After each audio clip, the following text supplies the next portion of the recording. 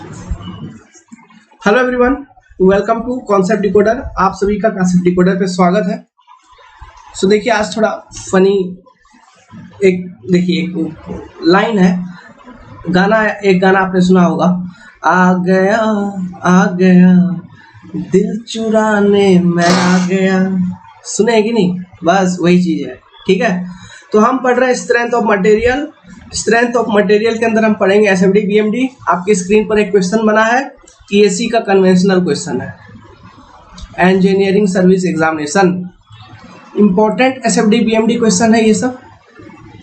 चलिए इसको सॉल्व करते हैं बच्चे। इसका एसएफडी बीएमडी बनाना है, तो मेरा पहला स्टेप क्या होता है एसएफडी बीएमडी बनाने का? बार बार मैंने बोल रखा है क्या, सपोर्ट रिएक्शन को कैलकुलेट करना। तो यहाँ पे देखो सपोर्ट रिएक्शन कितने कितने होंगे, पहले ये देख लो। एक तो ये मान लो R A, vertical reaction R C, और ये आर डी। फिर जो सपोर्ट ए है वो हिंज है, तो यहाँ पे एक हॉरिजॉन्टल रिएक्शन एच ए। सारे सपोर्ट्स जो है सिंपल सपोर्ट्स हैं, तो कहीं पर भी मूवमेंट नहीं होगा। तो ये टोटल 4 रिएक्शंस आपको यहाँ पे देखने को मिलेगा। तो सपोर्ट रिएक्शन सबसे पहले निकालना है, तो लिखिए सपोर्ट रिएक्शंस।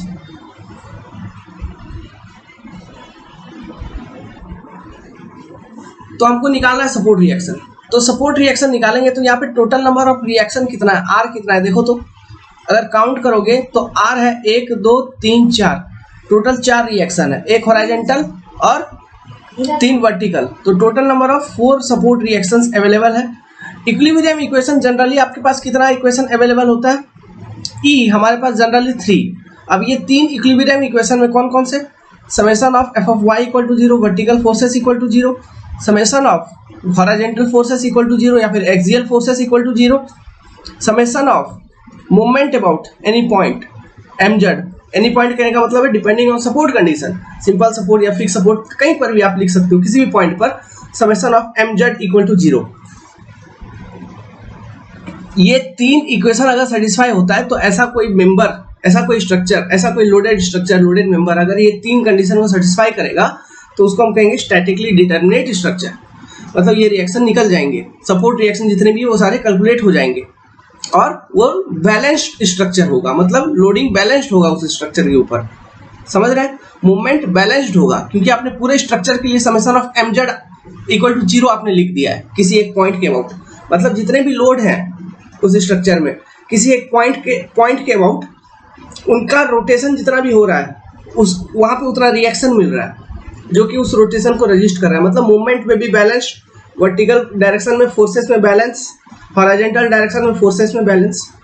इस कॉन्सेप्ट को यूज करके हम क्या निकालते हैं? Support reaction. तो यहाँ पे मेरा जनरली 4 रिएक्शन है और 3 इक्विलिब्रियम इक्वेशन है। तो 4 - 3 अगर मैं करूंगा तो मेरे को कितना क्या बचेगा? 1। मतलब ये एक क्या हुआ? Indeterminate reaction. इन सब चीजों को मैंने स्ट्रक्चर एनालिसिस में डिटेल से बताया है ना? How to find DK and DS.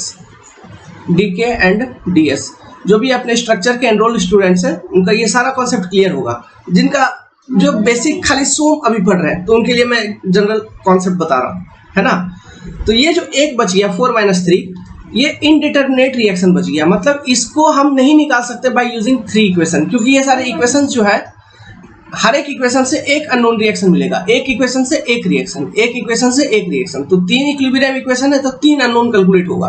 तो ये चौथा जो एक बच जाएगा अतिरिक्त, तो उसको कैसे कैलकुलेट करेंगे? तो यहाँ पे देखो क्वेश्चन में उसका भी जुगाड़ दिया हुआ है। और एक चीज मैं बता देता हूँ पहले से, ये कुछ फंडामेंटल बेसिक चीजें हैं। आप जब भी सोम पढ़ोगे स्ट्रेंथ ऑफ मटेरियल, इसमें जो भी क्वेश्चन सॉल्व कर रहे हो डिफ्लेक्शन वाला चैप्टर छोड़ के, क्योंकि वहां पे कॉम्पैटिबिलिटी कंडीशन आ जाता है। अब कॉम्पैटिबिलिटी कंडीशन क्या है, इन सब चीजों को हम लोग डिस्कस करेंगे आगे, जब मैं अगेन फिर से डिफ्लेक्शन पढ़ाया है, लेकिन वहां पे जब और क्वेश्चन सॉल्व करूंगा तो वहां पे कॉम्पैटिबिलिटी कंडीशन को यूज करके भी कुछ क्वेश्चंस को और सॉल्व कराऊंगा। लेकिन सोम में जितना भी हम जो भी चीज पढ़ेंगे वो डिटर्मिनेट स्ट्रक्चर के लिए ही पढ़ेंगे। स्ट्रक्चर में इनडिटर्मिनेट स्ट्रक्चर एनालिसिस होता है, जैसे फिक्स्ड बीम के लिए, फिक्स्ड आर्चेस के लिए। मतलब ऐसे स्ट्रक्चर के लिए भी हम एसएफडी बीएमडी बनाते हैं स्ट्रक्चर एनालिसिस के कॉन्सेप्ट को पढ़ के, जिसमें हमको फोर्स मेथड, डिस्प्लेसमेंट मेथड, जैसे कि strain energy method, slope deflection method, है ना, इन सब मेथड्स को यूज करके हम ऐसे बीम के लिए भी एसएमडी बीएमडी बनाते हैं जिसमें सपोर्ट रिएक्शन केवल इन 3 इक्विलिब्रियम इक्वेशन को यूज करके नहीं निकाला जा सकता, बल्कि उसके लिए और अतिरिक्त इक्वेशन हमको चाहिए होती है, जैसे कोई फोर्स इक्वेशन या फिर डिस्प्लेसमेंट इक्वेशन। क्लियर है? इसके लिए डिफरेंट मेथड है जो कि स्ट्रक्चर एनालिसिस में मैंने एक्सप्लेन किया है। तो सोम में ध्यान रखना क्या है, यहाँ पे जो भी स्ट्रक्चर होगा डिटर्मिनेट होगा। तो कहीं ना कहीं ये बात है, तो ये जो क्वेश्चन यहाँ पे दिया है ये भी एक तरह का डिटर्मिनेट स्ट्रक्चर ही है। कैसे? देखो, पॉइंट बी पर इंटरनल हिंज दिया हुआ है, इट इज इंटरनल हिंज। अब ये इंटरनल हिंज क्या होता है बच्चों, मैं बताता हूं। एक वीडियो मैंने बताया था डिफरेंट टाइप्स ऑफ सपोर्ट, है ना, उसमें मैंने इंटरनल हिंज के बारे में बता रखा है, लेकिन यहाँ पे मैं समझा रहा हूँ। यहाँ पे देखो, ये 2 मेंबर है, ये मान लो ए बी मेंबर है और ये बी से डी मेंबर है। इन दोनों मेंबर के बीच में इंटरनल हिंज है। तो जहां पर भी इंटरनल हिंज है ना, वहां पर मूवमेंट फ्री होता है। कहने का मतलब है मेंबर जो है, let suppose A B member का अगर बात करूं, इंटरनल हिंज के अबाउट इंडिपेंडेंटली रोटेट करेगा। समझ पा रहे? सिमिलरली बीडी मेंबर जो है इंटरनल हिंज के अबाउट इंडिपेंडेंटली रोटेट करेगा। मतलब बीडी मेंबर का rotation about that internal hinge कोई प्रभाव नहीं डालेगा ए बी मेंबर के ऊपर। उसी तरह से ए बी मेंबर का rotation about that internal hinge कोई प्रभाव नहीं डालेगा बीडी मेंबर के ऊपर। ये होती है इंटरनल हिंज की कॉन्सेप्ट। मतलब इंटरनल हिंज पर नेट मूवमेंट इक्वल टू 0 होता है। यहाँ पे देखो, इंटरनल हिंज पे 2 साइड से, अलग अलग साइड से मेंबर कनेक्टेड है। एक ए बी मेंबर कनेक्टेड है, दूसरा बीडी मेंबर कनेक्टेड है। तो हम इंटरनल हिंज पर हमको कोई एक इक्वेशन देखने को यहाँ पे मिलेगा अतिरिक्त। क्या? हम ये लिख सकते हैं, summation of M about internal hinge equal to 0 from A, मतलब ए बी मेंबर के लिए लिख सकते हैं। या फिर summation of M about internal hinge B equal to 0 from D, मतलब ये पूरा बीडी मेंबर के लिए लिख सकते हैं। इन दोनों में से कोई एक इक्वेशन को हम यूज कर सकते हैं, okay, as equilibrium equation to determine one unknown reaction. तो इन दोनों में से कोई एक इक्वेशन को अगर यूज करेंगे तो ये जो एक यहाँ पे बच रहा था, 4 - 3 कर रहे थे, तो एक अननोन मेरा बच रहा था जो कि नहीं निकलता, तो क्या वो भी निकल जाएगा? तो क्या ये स्ट्रक्चर डिटर्मिनेट है?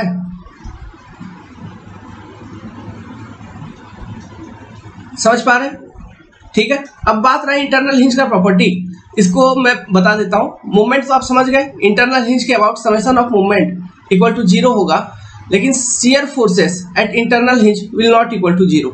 मतलब इंटरनल हिंज पे शियर फोर्स होगा कुछ ना कुछ, लेकिन वहां पे मूवमेंट 0 होगा।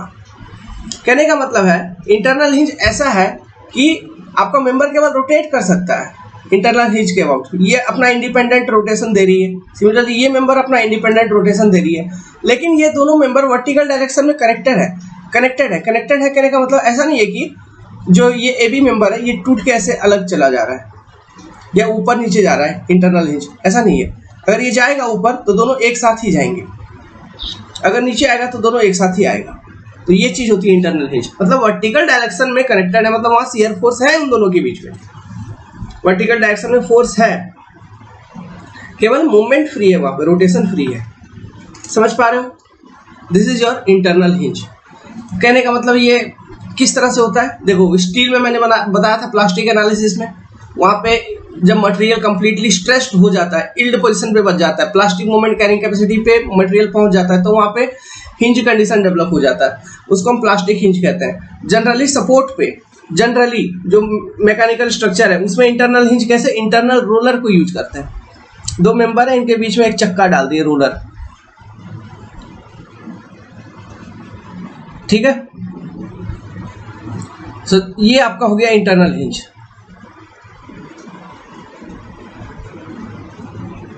ये क्यों हम डालते हैं, ताकि स्ट्रक्चर को हम डिटर्मिनेट बना पाए। समझ पा रहे हैं? ओके, तो वेल चलिए, तो यहां तक ये बात आपने समझ लिया अभी तक कि ये जो स्ट्रक्चर है ये डिटर्मिनेट है, तो इसका हमको जो रिएक्शन है, सपोर्ट रिएक्शन, वो निकल जाएगा just by applying equilibrium equation.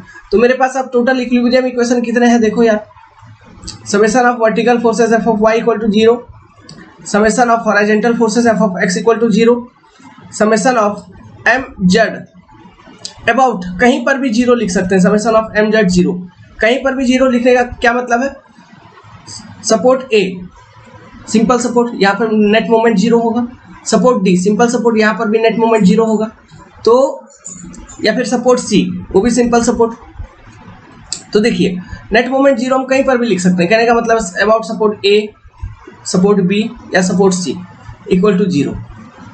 ये 3 इक्वेशन हो गए। चौथा इक्वेशन जो है फोर्थ, वो मेरे पास क्या बन रहा है, summation of MB for AB member equal to 0, या फिर summation of MB for DB member या फिर BD मेंबर इक्वल टू 0। इन दोनों में से कोई एक इक्वेशन, तो मेरे पास यहाँ लगभग टोटल 5 इक्वेशन है ना। अब इन 5 में से मैं कोई 4 को यूज कर सकता हूँ, एनी फोर में से भी देखिए आपको पहला वाला और दूसरा वाला यूज करना होगा, ये कंपलसरी है, ठीक है। नाउ अब ये तीसरा वाला और चौथा में जो 2 है, इन तीनों में से कोई 2 को यूज कर लेंगे, एनी 2, तो टोटल 4 इक्वेशन का मेरा यूज हो जाएगा और 4 अननोन 4 अननोन मैं निकाल लूंगा। ये 4 अननोन मेरे कौन कौन से हैं, HA, RA, RB, RD, यही सब है ना, HA, RA, RC, RD, ठीक है, RC और RD, B नहीं, सॉरी यहाँ पे CD लिख देता हूँ, RC, RD, ठीक है। तो ये 4 अननोन मेरा निकल जाएगा। कैसे, देखिए लिखता हूं मैं। सबसे पहले कॉन्सेप्ट समझ में आया, बेसिक रूल, मैंने एक एनालिसिस कर दिया, सिंपल सा छोटा एनालिसिस, ताकि आपके मन में कोई डर नहीं हो, कुछ नहीं हो। मैं क्या करने वाला हूं आगे पहले बता देना जरूरी होता है, ताकि मैं अभी लिख दूंगा। तो summation of f of y vertical forces equal to 0, तो RA plus RC plus RD equal to, ये तीनों अपवर्ड डायरेक्शन में, डाउनवर्ड डायरेक्शन में। देखो AB स्पैन के ऊपर एक ट्रायंगुलर लोडिंग है, तो 1/2 W इंटू L, मतलब 1/2 6 इंटू क्या हो जाएगा 4, टोटल लोड, ट्रायंगुलर लोडिंग खत्म, प्लस पॉइंट B पर जो हिंज है वहां पे एक पॉइंट लोड है 6 किलोन्यूटन का, तो प्लस 6, प्लस C से D स्पैन पे एक यूडीएल लोडिंग है, यूडीएल का इंटेंसिटी कितना है 8 किलोन्यूटन पर मीटर, तो यूडीएल के कारण टोटल लोड कैसे निकालेंगे, 8 इंटू 4, तो RA plus RC plus RD equal to क्या हो जाएगा मेरा 50। This is my equation 1। तो ये हो गया मेरा इक्वेशन 1। अब मैं इक्वेशन 2 लिखूंगा, equation B, summation f of x equal to 0। तो यहां से मेरे को क्या पता चल जाएगा, support reaction HA equal to 0। अब मैं मूवमेंट का इक्वेशन लिखता हूं। तो देखो जो मूवमेंट का इक्वेशन लिखूंगा, यहाँ बीम में जो इंटरनल हिंज था C, ठीक है, इंटरनल हिंज जो था MB, मैं 2 इक्वेशन मूवमेंट का लिखूंगा, MB equal to 0, summation of MB equal to 0, ठीक है। तो अबाउट इंटरनल हिंज लिखता हूं, तो summation of MB equal to 0 from side A और summation of MB equal to 0 मैं लिख देता हूं फ्रॉम साइड D, ठीक है। ये 2 मोमेंट के इक्वेशन यूज करूंगा, किसी सपोर्ट के अबाउट नहीं लिखूंगा, इंटरनल हिंज के अबाउट इन 2 इक्वेशन को लिख दूंगा। तो यहां से भी मेरा अननोन निकल जाएगा, ठीक है। तो चलिए लिखते हैं। तो पहला वाला इक्वेशन लिखता हूं, summation of MB equal to 0 about side A। तो देखो हमेशा मैंने बार बार बताया, जब भी इक्विलिब्रियम इक्वेशन हम लिखेंगे तो आपको क्या करना है, clockwise movement about that point equal to anti clock कर देना है जब भी इक्विलिब्रियम लिखेंगे। और किसी स्पैन में एक्स एक्शन लेके मूवमेंट का वैल्यू लिखेंगे तो वहां पे हर एक फोर्सेस के कारण सैगिंग एंड हॉगिंग इफेक्ट देखना है, ठीक है। लेकिन इक्विलिब्रियम इक्वेशन लिखते वक्त इस तरह का कोई इफेक्ट नहीं देखना है, ठीक है। तो लिखता हूं summation of M B equal to 0 from side A. तो देखो मैं डायग्राम यहां पे बना देता हूं। यहां पे इंटरनल हिंज, ये लोडिंग यहाँ पे ये 6 किलो न्यूटन प्रति मीटर का, और इंटरनल हिंज पर भी एक लोड है 6 किलो न्यूटन का पॉइंट लोड, जो कि इंटरनल हिंज से ही पास हो जा रहा है। और ये स्पैन लेंथ कितना है, this span length is 4 metre, और ये सपोर्ट रिएक्शन यहाँ पे एक आपको देखने को मिल रहा है विच इज आर ए। तो देखिए ये पॉइंट है बी, तो summation of M B equal to 0 from side A. तो मैं क्या लिखूंगा, आर ए का इफेक्ट क्या है about point B. R A किस तरह से, आर ए इंटू 4 एंड ये क्लॉकवाइज, और ये देखिए जो ट्रायंगुलर लोडिंग है इन ए बी स्पैन ये डाउनवर्ड है, तो इसका movement about B anti clock. समझ रहे हो ना, ये डाउनवर्ड रोटेट करा रहा है। तो आर ए इंटू 4 माइनस इस ट्रायंगुलर लोडिंग का मूवमेंट अबाउट पॉइंट बी क्या होगा, टोटल लोड कितना 1/2 into 6 into 4 area of this triangle. अब ये टोटल लोड कहाँ पे एक्ट कर रहा है, ये सीजी पर एक्ट कर रहा है, ठीक है। और ये टोटल लोड का मैग्नीट्यूड कितना है 12 किलो न्यूटन। अब ये सीजी पर एक्ट कर रहा है, तो ये सीजी से ये डिस्टेंस क्या होगा, ये देखो ये वाला जो पॉइंट है पॉइंट बी पर ट्रायंगल का ये जो नोज है या फिर एपेक्स, फिर ये क्या है, ये है बेस। ये जो 4 मीटर है स्पैन, ठीक है, या फिर इसको आप एच कह लो। तो ये मान लो ये सीजी था, तो बेस से ट्रायंगल का सीजी होता है h/3, और एपेक्स से अगर आप देखोगे तो ये होगा 2 टाइम्स h/3, ठीक है। तो 2h/3 मतलब 2 गुना 4/3 इक्वल टू 0। और कोई लोड है क्या, नहीं। तो यहां से सॉल्व करेंगे तो आर ए का वैल्यू हमको निकल जाएगा। तो R A equal to support reaction निकल जाएगा समथिंग, आप सॉल्व करिए 7.99 किलो न्यूटन आ जाएगा। कहने का मतलब है equal to 8 kilo newton. R A मेरा कितना निकला, 8 किलो न्यूटन, ठीक है। नाउ अब मैं लिखता हूं summation of M B equal to 0 from, मुंह पूरा मेरा सूख गया है, अभी रात का लगभग 11:30 बज रहा है, कोई बात नहीं, काम कर रहे हैं, okay. All for you, like कर दीजिए वीडियो को पसंद आता है तो summation of M B equal to 0 from side B, sorry side D. तो देखो मेंबर को ड्रॉ कर लो, यहाँ पे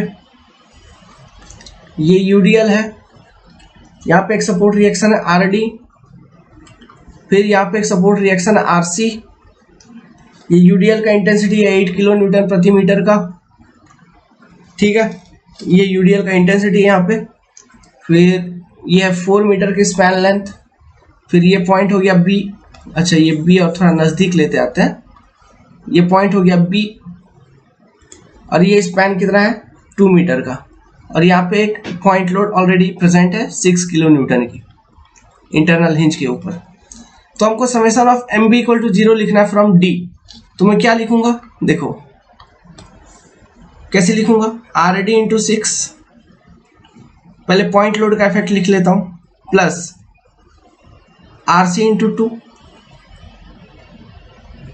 ठीक है। इनका इफेक्ट क्या है, एंटी क्लॉक। देखो R D into 6 anti clock, R C into 2 भी एंटी क्लॉक। तो एंटी क्लॉक को इधर पॉजिटिव मान लिया, तो ऑब्वियसली जो यूडीएल का इफेक्ट होगा वो क्लॉकवाइज होगा, इसका इफेक्ट मैं नेगेटिव मान लेता हूं, तो माइनस यूडीएल का इफेक्ट। तो टोटल लोड 8 गुना 4 यूडीएल का, ये कहाँ पे एक्ट कर रहा है, ये यूडीएल जितने स्पैन लेंथ में है उसके बीचों बीच, उसके सेंटर पे, ठीक है। मतलब आर और डी, मतलब ये सॉरी सी और डी का जो स्पैन लेंथ है इसके सेंटर पर, मतलब ये 2 मीटर पे, तो इसका लीवर आर्म क्या हो जाएगा इंटू 4 इक्वल टू 0। तो यहां से एक इक्वेशन मेरे को पता चल रहा है कि R D into 6 plus 2 R C equal to 800 के 32 गुना 4 128 इक्वल टू 128 किलो न्यूटन। तो लेट्स सपोज ये मेरा हो गया इक्वेशन नंबर 2, ठीक है। अब देखो मेरे पास इक्वेशन 1 था, using equation 1 using equation 1। Equation 1 मेरे पास क्या था, R A plus R C plus R D equal to 50। अब इस इक्वेशन में मेरे को आर ए का वैल्यू हमको पता है, आर ए इक्वल टू 8, तो यहां से R C plus R D equal to क्या हो जाएगा, 50 minus R A which is equal to 50 minus 8 equal to 42। तो ये इक्वेशन जो मेरा बना R C plus R D equal to क्या बना, 42 किलो न्यूटन। लेट्स सपोज इसको मैं कह रहा हूं इक्वेशन ए। फिर अभी इक्वेशन नंबर 2 से मेरा एक इक्वेशन निकला था, 6 time R D 6 R D plus 2 R C equal to 128 kilo newton. Let's suppose ये है मेरा इक्वेशन नंबर बी। अब ये देखो, ये जो दो इक्वेशन निकला, इक्वेशन ए और इक्वेशन बी, क्या ये दोनों एक तरह का लीनियर इक्वेशंस है? लीनियर इक्वेशन मैथमेटिक्स में, लीनियर अलजेब्रा में हमने ये पढ़ा है। लीनियर अलजेब्रा कहने का मतलब मैट्रिक्स वगैरह इन सब चीजों का कॉन्सेप्ट आता है इसमें, ठीक है। इंपॉर्टेंट चैप्टर होता है मैथ में। ऑब्जेक्टिव क्वेश्चन बहुत सारे आते हैं, चाहे गेट का बात करें, अगर ईएससी का बात करें, किसी में भी लीनियर अलजेब्रा वाला चैप्टर से काफी ऑब्जेक्टिव क्वेश्चन आता है, ठीक है। तो अब इन लीनियर इक्वेशन को बाय सब्स्टिट्यूशन मेथड या कोई भी डिफरेंट मेथड जो आपको पता है, इन मेथड को यूज करके हम इन इक्वेशन को सॉल्व कर सकते हैं। दो लीनियर इक्वेशन है और दो अननोन है, कौन सा, आरसी एंड आर डी, तो दोनों का वैल्यू निकल जाएगा। तो सॉल्व करेंगे तो आप देखोगे आर डी का वैल्यू निकलेगा 11 kilo newton and R C का वैल्यू निकलेगा 31 किलो न्यूटन, ठीक है। तो अब आर डी और are C plus R A को ऐड करिए, देखिए 50 किलो न्यूटन होगा कि नहीं। तो आपने तीनों रिएक्शन सभी निकाल लिए, आपका तीनों रिएक्शन निकल गया। कौन सा, R A equal to 8 kilo newton, फिर R C equal to 31 kilo newton and R D equal to 11 kilo newton, ठीक है। तीनों रिएक्शन, तीनों सपोर्ट रिएक्शन निकल गया जो अननोन था। अब क्या मैं इसका एसएफडी और बीएमडी निकाल सकता हूं? बिल्कुल निकाल सकते हैं। तो चलिए क्विकली अब शियर फोर्सेस का इक्वेशन लिखते हैं। शियर फोर्सेस, ठीक है। अब देखो शियर फोर्सेस मैं किधर से लिखूंगा, सोचो। ये जो स्पैन है, ये जो लोडिंग डायग्राम है, यहाँ पे एक ट्रायंगुलर लोड है, ये इंटरनल हिंज, यहाँ पे एक पॉइंट लोड 6 किलो न्यूटन का, फिर एक सपोर्ट रिएक्शन, फिर यूडीएल, फिर और एक सपोर्ट रिएक्शन, इधर और एक सपोर्ट रिएक्शन। ये ए से बी, ये सी, ये डी, ये है 4 मीटर, ये है 2 मीटर और ये भी है 4 मीटर का, ठीक है। ये downward triangular loading 6 kilo Newton प्रति मीटर का मैक्सिमम मैग्नीट्यूड यहाँ पर, this is also 6 kilo newton and 8 kilo Newton प्रति मीटर का यूडीएल का लोडिंग। तो देखो, मैं शियर फोर्स का इक्वेशन इसमें लिखता हूं, डिफरेंट स्पैन के लिए लिखूंगा, मतलब ए बी स्पैन के लिए, बी सी स्पैन के लिए, सी डी स्पैन के लिए, डिफरेंट स्पैन के लिए मेरे को शियर फोर्सेस का इक्वेशन लिखना होगा। तो मैं एक काम करता हूं कि इसमें शियर फोर्स का इक्वेशन लिखने के लिए मैं राइट टू लेफ्ट मैं इक्वेशन को लिखूंगा, ठीक है। किधर लिखूंगा, राइट टू लेफ्ट। तो लेट्स सपोज मैं सबसे पहले लिखता हूं, पहला shear force in DC span. X में कहां से लूंगा, एक्स फ्रॉम ले लूंगा मैं डी। तो ये लिया मैंने, एक्स एक्स सेक्शन इधर कट कर दिया, एक्स फ्रॉम डी लिया, तो मेरा जो डायग्राम बन रहा है क्या बन रहा है, इस तरह से। ये निकल गया मेरा आर डी, ये एक्स एक्स सेक्शन, ये 8 किलो न्यूटन प्रति मीटर का यूडीएल इंटेंसिटी और ये डिस्टेंस कितना है, एक्स, ठीक है। तो ये जो मेरा फेस है, ये कौन सा फेस होगा, राइट फेस। अगर आप राइट से लिख रहे हो तो जिस फेस पे इक्वेशन लिखोगे, मतलब वैल्यूज लिखोगे शियर फोर्सेस का, वो क्या होगा, राइट फेस, ठीक है। तो देखो shear force at X section SFX, तो मैंने क्या बताया था, राइट फेस पे अगर अपवर्ड तो for maintaining equilibrium, left face पे डाउनवर्ड तो किस तरह का रोटेशन दे रहा है, एंटी क्लॉक तो नेगेटिव। अगर राइट फेस पे डाउनवर्ड तो लेफ्ट फेस पे क्या होगा, अपवर्ड, तो किस तरह का रोटेशन देगा, क्लॉक तो पॉजिटिव। तो देखो RD राइट फेस पे अपवर्ड है, RD तो नेगेटिव, तो माइनस RD, तो जो डाउनवर्ड लोडिंग है वो ऑटोमेटिकली प्लस में होगा क्योंकि राइट फेस पे डाउनवर्ड है, कौन सा 8 इंटू एक्स, ठीक है, तो plus 8 into x. This is your shear force SFX equation for DC span, ठीक है।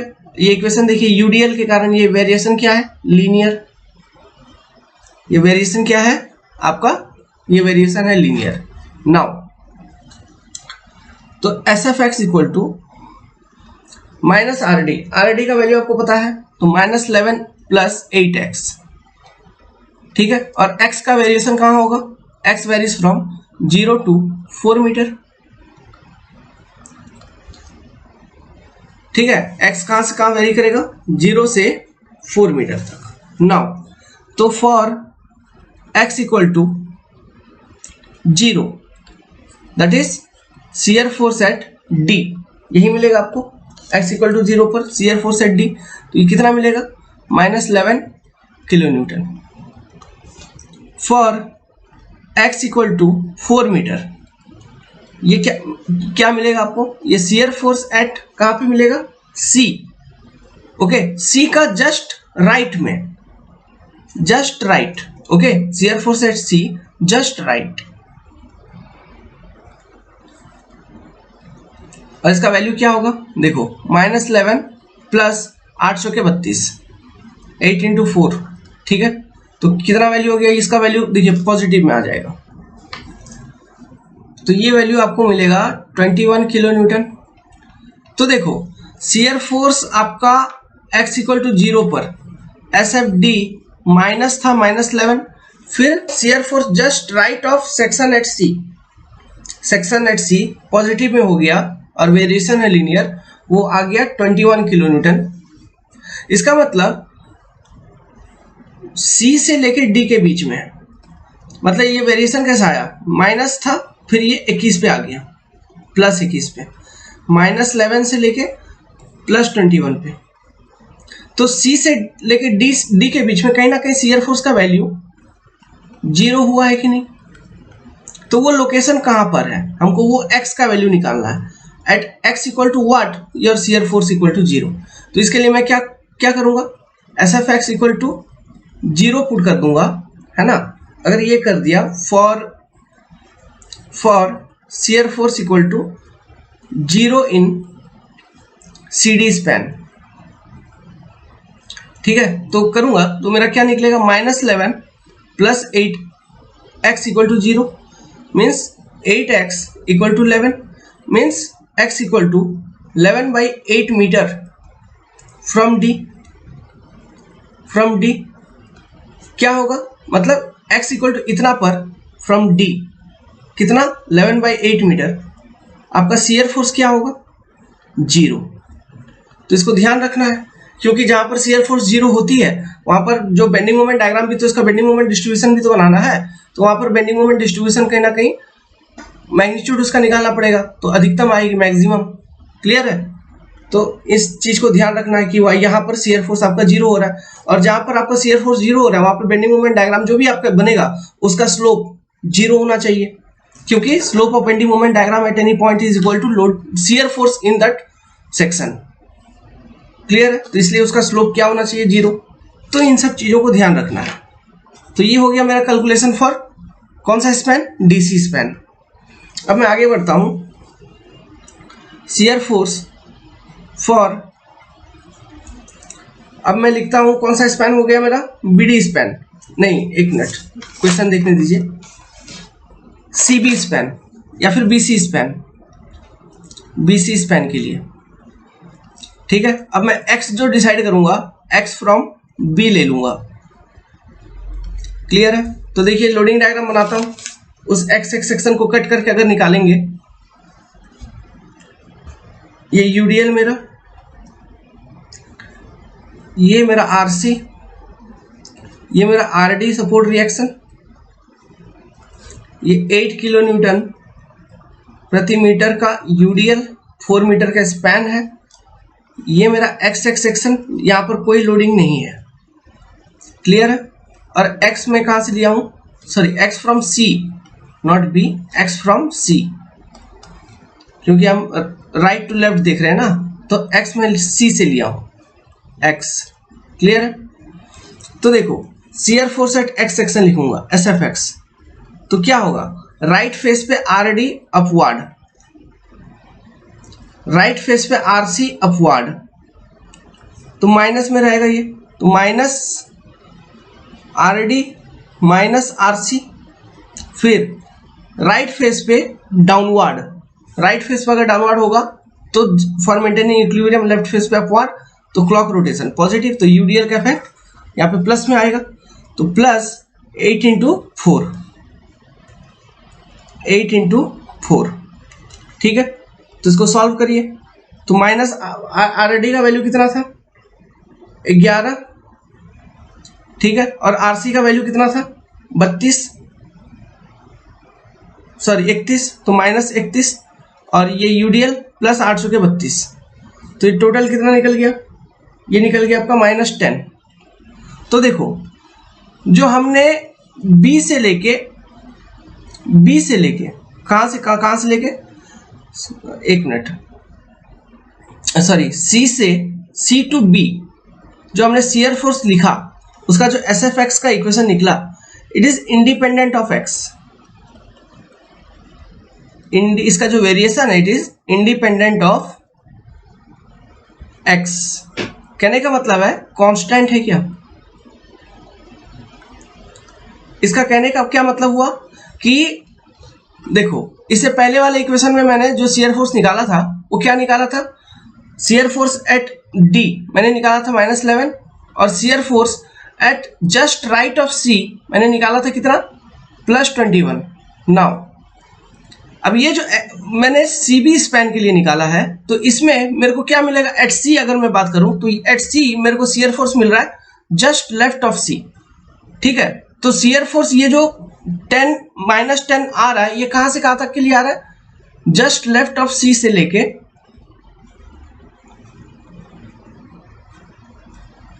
लेके जस्ट राइट ऑफ बी तक आ रहा है,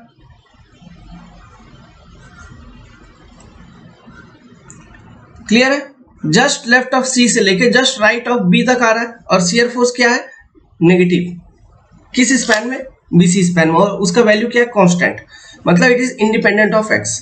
तो बीसी स्पैन का समझ में आया, जब एसएफडी बनाएंगे तो और ज्यादा डिटेल में समझ में आएगा, ठीक है। ये सब कुछ एसएफडी में क्लियर हो जाएगा, बस शियर फोर्स सही से ही निकालो। नाउ अब चलिए, अब हम शियर फोर्स निकालते हैं किसके लिए, कौन सा स्पैन हो गया मेरा, बीसी स्पैन हो गया। अब हम लिखते हैं फॉर ए बी स्पैन, 3 ही स्पैन है, तो shear force for A B span, X कहां से लूंगा, एक्स फ्रॉम बी। तो ये लोडिंग डायग्राम में बना देता हूं, ये मेरा पहले यूडीएल था, ये बार बार बनाइए तो इससे आपको एकदम क्लियर होगा। ये 4 मीटर, ये 8 किलो न्यूटन प्रति मीटर का यूडीएल, तो यहाँ पे मेरा पॉइंट बी है जहां पर एक 6 किलो न्यूटन का पॉइंट लोड है इंटरनल हिंज पर, ये 2 मीटर का मेरा स्पैन था। फिर यहाँ पे एक मेरा ट्रायंगुलर लोडिंग का पार्ट आ जाएगा जो कि डाउनवर्ड है, ठीक है। और ये है पॉइंट बी, ये है पॉइंट सी, ये पॉइंट डी, ओके। कहने का मतलब है, यहाँ डायरेक्ट लिख देता हूं, this is your R C, this is your R D, ये आपका X X section, X X section पे ये जो यूनिफॉर्मली वेरिंग लोड है इसका ऑर्डिनेट है लेट्स सपोज वाई, और एक्स आपने कहां से लिया है, एक्स फ्रॉम बी। ये एक्स फ्रॉम बी लेने का मतलब क्या हुआ, ताकि जब हम ए बी स्पैन के लिए इक्वेशन लिखेंगे ना, तो वहां पे ये यूवीएल का एक ट्रायंगुलर पोर्शन ही आए, नहीं तो क्या होता, अगर आप मतलब x फ्रॉम a लेके लिखोगे तो आपको ट्रेपेजोइडल सॉल्व करना पड़ेगा, वहां पे ट्रेपेजोइडल पोर्शन आ जाएगा, है ना। तो वो ट्रेपेजोइडल का एरिया वगैरह सब कुछ निकाल के टोटल लोड, फिर उसका सीजी, तो एक बहुत बड़ा कॉम्प्लेक्स फॉर्मूला निकल जाएगा। तो इसलिए हम ट्रायंगुलर पोर्शन को सॉल्व करेंगे तो ये जल्दी से सिंपली सॉल्व हो जाएगा। आप उधर से भी कर सकते हैं बस, लेकिन वहां ट्रेपेजोइडल का कॉन्सेप्ट यूज करना पड़ेगा। समझ रहा है कि नहीं? ओके, तो इसलिए इसको थोड़ा लिखना पड़ रहा है, लेकिन कोई बात नहीं, मैं कॉम्प्लेक्स कैलकुलेशन से तो बच जाऊंगा। बात समझ में आई? मैं क्यों हमेशा ये यूवीएल के केस में ट्रायंगुलर पोर्शन को ही सिलेक्ट करता हूं, मतलब इसी के लिए मैं इसी का, क्योंकि इसका एरिया निकालना बहुत इजी है, इसका सीजी निकालना बहुत इजी है। लेकिन ट्रेपेजोइडल का एरिया निकालना तो इजी है, लेकिन उसका सीजी निकालने में फिर इक्वेशन बड़ा हो जाएगा, सॉल्व करते करते बहुत सारे टर्म्स आ जाएंगे, कंफ्यूज हो जाओगे। इसलिए हमेशा यूवीएल के केस में आप हमेशा जितना हो सके ट्रायंगुलर पोर्शन को ही चूज करिए, ठीक है। तो ये y हम कैसे निकालेंगे? By using concept of similar triangle. देखो ये 6 किलो न्यूटन प्रति मीटर का है, ये आपका x सेक्शन एट x, यहाँ पे ऑर्डिनेट है आपका y। अब ये टोटल स्पैन इसका 4। तो by using concept of similar triangle मैं लिख सकता हूं कि 6/4 इक्वल टू y/x, तो y equal to 6/4 into x, ठीक है। मीन्स अगर 2 से डिवाइड करूं तो 3/2, ठीक है, 3/2x मतलब 1.5x। तो y आपका क्या निकला? 1.5 टाइम्स x। आप सिंपली ऐसे लिख सकते हो y इक्वल टू 1.5x, यही आपका रिलेशन निकला है, ठीक है। अब चलिए इस x सेक्शन के लिए हम लिखते हैं शियर फोर्स SFX। अगर मैं लिखूं तो देखो ये जो फेस है, चूंकि मैं राइट टू लेफ्ट लिख रहा हूं तो ये फेस मेरा राइट फेस है, तो राइट फेस पे अपवार्ड मतलब नेगेटिव, राइट फेस पे डाउनवर्ड कोई लोडिंग का इफेक्ट है शियर फोर्स में तो मतलब पॉजिटिव। तो राइट फेस पे अपवार्ड कौन कौन सा है? तो देखिए -RD -RC। राइट फेस पे डाउनवर्ड है क्या? ये इंटरनल हिंज पे जो पॉइंट लोड है तो +6। फिर यूडीएल भी राइट फेस पे डाउनवर्ड है क्या? मैग्नीट्यूड 8/4 प्लस यूवीएल भी डाउनवर्ड है क्या? तो उसका भी पॉजिटिव। तो यूवीएल का क्या होगा? Total area 1/2 into x into वाई। तो सिंप्लीफाई करेंगे -RD -RC +6 plus 8/4 plus 1/2 into x into 1.5x। तो और सिंप्लीफाई करेंगे तो -RD -RC +6 plus 832 plus 0.75 x square.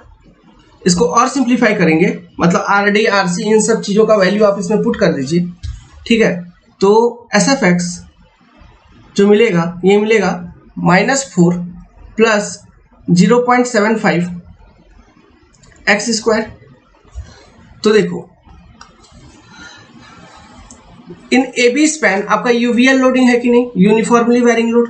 तो जिस स्पैन में यूनिफॉर्मली वेरिंग लोड होगा वहां पे शियर फोर्स जो बनेगा वो पैराबोलिक बनेगा, है ना। तो यहाँ पे देखो वेरिएशन क्या है with respect to x square मतलब not linear variation, 2 degree curve बनेगा यहाँ पे SFD का, ठीक है, पैराबोलिक वेरिएशन है। समझ में आया ये इक्वेशन कैसे लिखे हम शियर फोर्स का दिस x सेक्शन? नहीं समझ में आ रहा है कहीं पर भी तो हमको फोन करना है, हमारा नंबर है 7008 420 353। आई होप कि सबको समझ में आ रहा होगा डिटेल में, क्योंकि इतना सारा इक्वेशन मैं लिख दिया हूं अभी से लेकर SFD BMD में हर एक स्पैन का, कि आप इक्वेशन लिखना सीख गए होंगे शियर फोर्सेस का, है ना, साइन कन्वेंशन को यूज करते हुए। तो चलो इसको सॉल्व करते हैं। तो ये जो SFX का इक्वेशन है it is valid for B2C, है ना। मतलब B2C कहने का मतलब है लेट्स सपोज कि SF मेरे को निकालना है B, मतलब x इक्वल टू मैं 0 पुट करूंगा। तो अगर x इक्वल टू 0 पुट करूंगा तो मेरा शियर फोर्स का वैल्यू कितना निकल जाएगा? Shear force at B equal to -4। अब ये जो -4 निकला शियर फोर्स एट B, ये कहां पे निकला? Just left of B, just left of B. इससे पहले वाले में देखिए, जस्ट राइट ऑफ बी हमने एक निकाला हुआ था। जस्ट राइट ऑफ बी मेरा शियर फोर्स का वैल्यू कितना था? -10। और जस्ट लेफ्ट ऑफ बी मेरा शियर फोर्स का वैल्यू कितना आ गया? -4। समझ में आ रहा है कि नहीं? -10 से -4 पे आ गया, मतलब कम गया। ठीक है। Now shear force at A, x equal to कितना मैं पुट कर दूंगा 4 मीटर। तो शियर फोर्स एट ए आपको कितना निकलेगा? Equal to -4 plus 0.75 into 4। तो सॉल्व करिए। अच्छा, ये 4 का स्क्वायर होगा ना, 4 का स्क्वायर मतलब ये 16। तो सॉल्व करेंगे तो शियर फोर्स एट ए आपको मिलेगा +8। तो यहां पे देखो, अब shear force just left of B आपका कितना था? -4। और शियर फोर्स एट ए कितना हो गया? +8। मतलब नेगेटिव से पॉजिटिव वेरिएशन हो रहा है, पैराबोलिक वेरिएशन हो रहा है, लेकिन नेगेटिव टू पॉजिटिव जा रहा है। कहने का मतलब है shear force in A B span equal to कहीं ना कहीं 0 है ना। तो इस पॉइंट को निकालने के लिए कि कहां पर वो 0 है, हम क्या करेंगे? जो एस एफ एक्स का इक्वेशन मेरा आया था इक्वल टू 0 पुट कर देंगे और सॉल्व करेंगे। तो -4 प्लस 0.75 एक्स स्क्वायर था ना। तो सॉल्व करूंगा तो क्या होगा? -4 equal to 0.75 minus 0.75 x square. इधर से माइनस माइनस खत्म, तो यहां से सॉल्व करिए। X square equal to 4/0.75। तो एक्स इक्वल टू कितना? √4/0.75। सॉल्व करेंगे तो ये कितना आ जाएगा? X equal to 4/√3 from B. इस पॉइंट पर आपका shear force A B span में 0 होगा। तो ए बी स्पैन में इस पॉइंट पे शियर फोर्स अगर 0 होगा तो स्लोप ऑफ बीएमडी 0 होगा। अगर स्लोप ऑफ बीएमडी 0 होगा तो वहां पे मैक्सिमम वैल्यू ऑफ बीएमडी मिलेगा इस स्पैन के लिए। समझ में आ रहा है? तो इसलिए हमको इन पॉइंट्स को भी निकालना जरूरी है। तो किसी भी स्पैन में शियर फोर्स किस पॉइंट पे 0 होता है, इसको कैसे निकालेंगे, ये कॉन्सेप्ट समझ में आया? क्लियर है? तो चलिए, इसी के साथ आपका शियर फोर्स खत्म हो गया। तो चलिए इसको हम वेरिएशन भी प्लॉट कर लेते हैं यहीं पर, थोड़ा मजा आ जाए। वेरिएशन प्लॉट करने में मजा आएगा। मैं डायग्राम बना लेता हूं, समय दीजिए थोड़ा सा।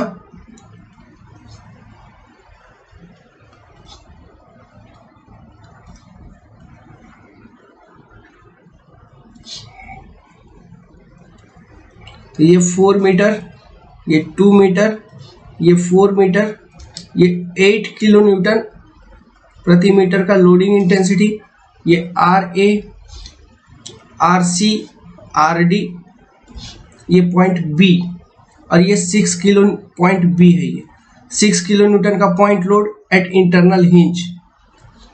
क्लियर है? और ये यूएल का मैग्नीट्यूड 6 किलो न्यूटन प्रति मीटर एट A। तो चलिए इस तरह का लाइंस बना लेते हैं।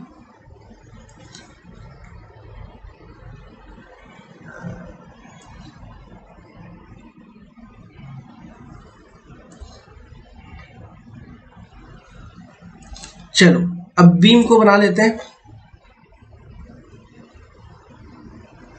ये आ गया मेरा बीम।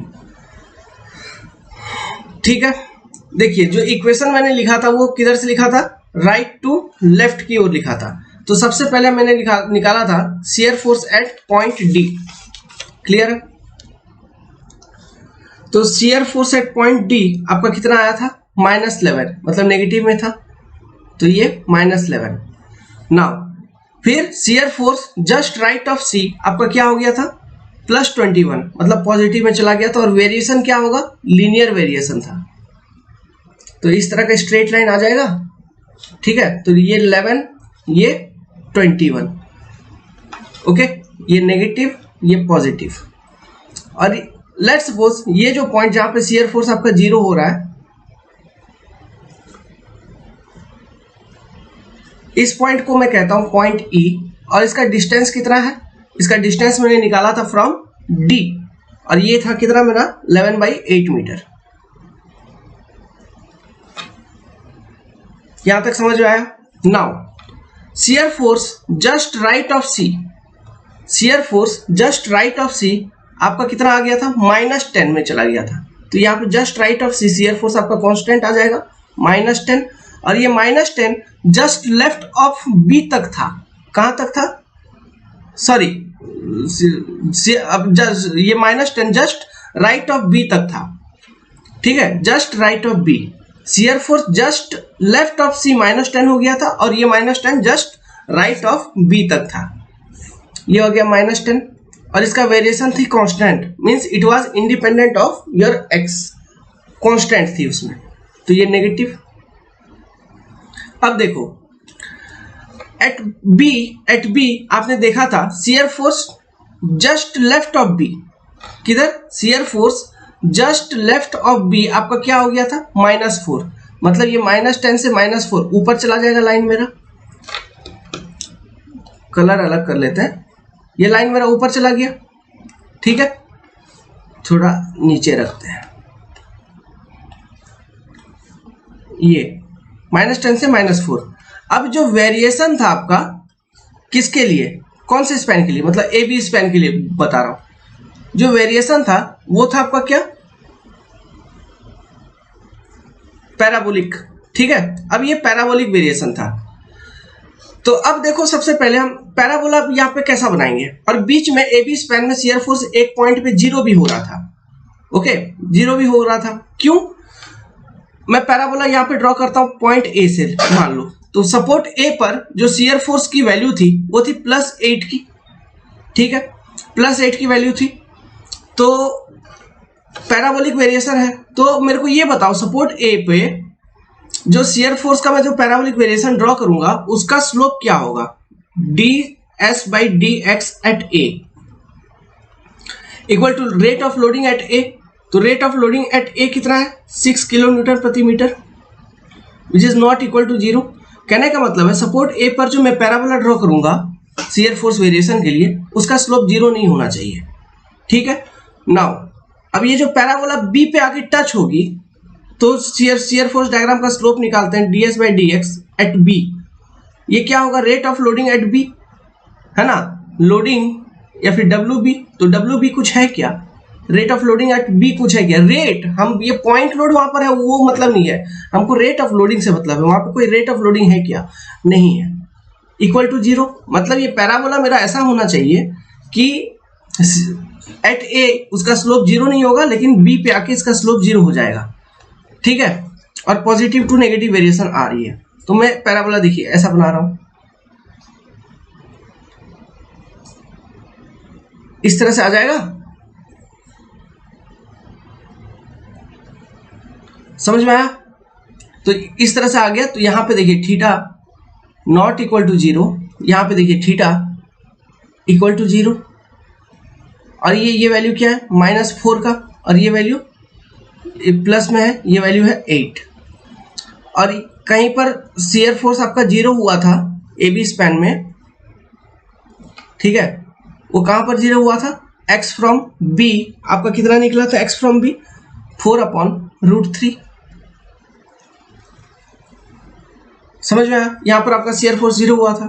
तो लेट्स सपोज ये मतलब सबसे पहले हम CD स्पैन का अगर बात करें, CD स्पैन पे जहां पर आपका शियर फोर्स 0 हुआ था, इस पॉइंट को मैं कह देता हूं पॉइंट E,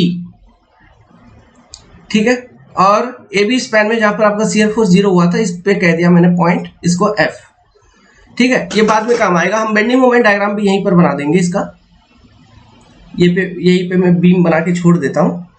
बेंडिंग मोमेंट का पहले वेरिएशन लिखते हैं, ठीक है, तो ये हो गया SFD, हम बेंडिंग मोमेंट का वेरिएशन लिखते हैं फॉर डिफरेंट सेक्शन, उसको लिखने के बाद फिर यही डायग्राम पे आएंगे और यहीं पर इसका BMD को भी कंप्लीट ड्राइंग कर देंगे, इसका बना देंगे। तो समझ में आया ये SFD कैसे बना, इसका अच्छा लगा SFD देख के, मजा आया।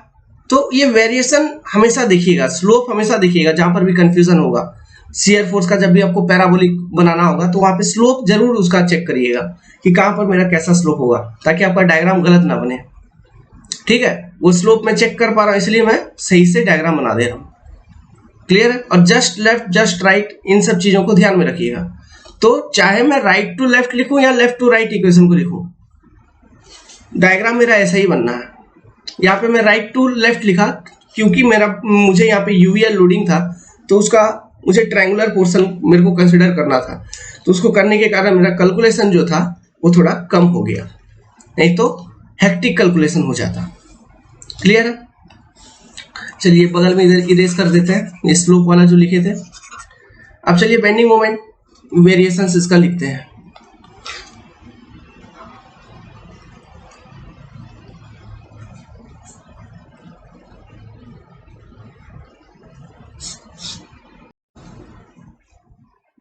तो बेंडिंग मोमेंट का जो इक्वेशन लिखेंगे, तो जो एक्स, हम अगेन यहां पर भी राइट टू लेफ्ट में ही लिखेंगे सारे के सारे चीजें, जैसा मैंने शियर फोर्स के लिए लिखा था वैसे ही लिखेंगे।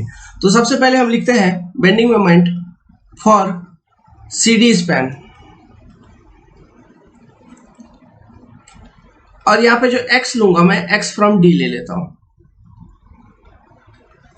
ठीक है, तो ये ड्रॉ कर दिया मैंने। सेम डायग्राम्स रहेंगे x x सेक्शन के, x from D, this is your RD, 8 kilo Newton प्रति मीटर का लोड। नाउ तो mx का अगर इक्वेशन लिखूंगा इस x x सेक्शन पे, तो सबसे पहले मैं किसका लिखूंगा? RD का इफेक्ट लिखूंगा। तो देखो RD का इफेक्ट क्या है? सैगिंग। सैगिंग हॉगिंग समझ रहे हैं ना? मतलब RD का इफेक्ट अगर दिख रहा हूं तो x x सेक्शन के अबाउट मैं इस बीम को फिक्स कर दूंगा। मान लो ये कैंटिलीवर है, यहाँ पे RD है, तो RD और जो इसका रेफरेंस फेस है ना, reference face means loading face, जिस फेस पे लोडिंग है, ठीक है, वो जनरली टॉप फेस होती है। तो ये RD, तो RD इस x x सेक्शन के अबाउट अगर मैं मेंबर को फिक्स कर दिया, तो x x सेक्शन के अबाउट RD मेंबर को किस तरह से रोटेट कर रहा है? ऐसे रोटेट कर रहा है, U है ना, एंटी क्लॉकवाइज डायरेक्शन में रोटेट कर रहा है। इस तरह से रोटेट करने के कारण देखिए इसका लोडिंग फेस कंप्रेशन में जा रहा है और नॉन लोडिंग फेस वो टेंशन में जा रही है। तो अगर इस तरह का इफेक्ट बनता है, इसको हम कहते हैं सैगिंग इफेक्ट, मतलब ये पॉजिटिव मूवमेंट होती है इसके कारण। तो RD के कारण पॉजिटिव मूवमेंट होगा, तो प्लस RD इंटू एक्स। ठीक है, अब जो UDL है ये डाउनवर्ड रोटेट कर रही है, मतलब ये अपोजिट डायरेक्शन में रोटेट कर रही है। देखो UDL आपको मेंबर को नीचे ऐसे यूं रोटेट कर रही है, ऐसे। तो UDL अगर ऐसे रोटेट करिए तो जो लोडिंग फेस है वो आपका टेंशन में जा रहा है और नॉन लोडिंग फेस वो कंप्रेशन में है, तो इसका इफेक्ट नेगेटिव होगा। इसको हम इस तरह का मूवमेंट को कहते हैं हॉगिंग, और ये सैगिंग। क्लियर है? सैगिंग हॉगिंग देखते हुए हमको लिखना है मूवमेंट। ठीक है, तो UDL का इफेक्ट नेगेटिव, तो मूवमेंट हम कैसे लिखेंगे? माइनस टोटल लोड UDL के कारण 8 इंटू एक्स। अब ये कहां पे एक्ट कर रहा है? ये जो x स्पैन आपने कंसिडर किया उसके CG पे, तो लीवर आर्म क्या होगा? x/2, तो प्लस RDX माइनस 4x²। तो देखो वेरिएशन क्या है? पैराबोलिक, मतलब जो भी बेंडिंग मोमेंट डायग्राम बनेगा वो पैराबोला बनेगा। ठीक है, नाउ तो RD का वैल्यू कितना था इसमें पुट कर दीजिए, सब्स्टिट्यूट कर दीजिए। तो RD का वैल्यू था आपका 11, तो 11x माइनस 4x², तो ये बन गया आपका इक्वेशन mx। तो चलिए m एट D मतलब x इक्वल टू 0, तो equal to 0। Now m at कहां पर? C के जस्ट राइट में, जस्ट राइट, C का किधर? Just right. तो ये क्या? x equal to 4 metre. तो ये क्या मिलेगा? 11 गुना 4 माइनस 4 गुना 16 का स्क्वायर, 4 गुना 4 का स्क्वायर मतलब 16 इंटू 4। तो ये सॉल्व करेंगे, ये आपको आ जाएगा माइनस 20 किलो न्यूटन मीटर। तो देखो D से लेके C के बीच में ये जो स्पैन है, यहां पर बेंडिंग मोमेंट जो है ना वो 0 से -20 पे चला गया, 0 से -20 पे चला गया। लेकिन मैंने एक चीज देखा था एसएफडी बनाते वक्त कि एक पॉइंट आया था, point E at some distance x, वो कितना था 11/8 मीटर फ्रॉम पॉइंट डी, मतलब सपोर्ट डी। एक पॉइंट आया था जहां पर आपका शियर फोर्स की वैल्यू 0 हो गई थी। तो जहां पर शियर फोर्स की वैल्यू 0 हो गई थी वहां पर जनरली क्या होता है, बेंडिंग मोमेंट का या फिर मैक्सिमम वैल्यू आपको देखने को मिलेगा, या फिर उस जगह पे आपका बेंडिंग मोमेंट का कर्वेचर भी चेंज हो रहा होगा, ऐसा कुछ देखने को मिलेगा, है ना। तो चलिए वहां पर मोमेंट कितना है हम निकालते हैं। m at point E in CD span,